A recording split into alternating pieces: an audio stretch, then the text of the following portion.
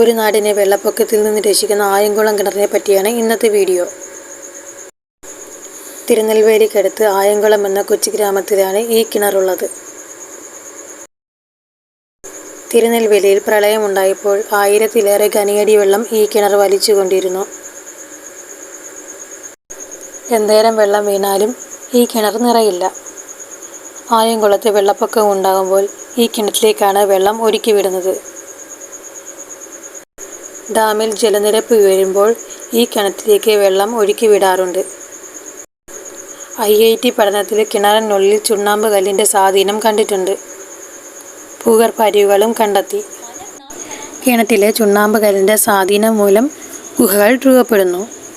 ഈ കിണർ മൂലം വേനൽക്കാലത്ത് അടുത്ത പ്രദേശത്തെ കിണറ്റിൽ വെള്ളം ലഭിക്കാറുണ്ട്. നിങ്ങൾക്ക് എൻ്റെ വീഡിയോ ഇഷ്ടമായെങ്കിൽ ലൈക്ക് ചെയ്യാനും സബ്സ്ക്രൈബ് ചെയ്യാനും മറക്കരുത്.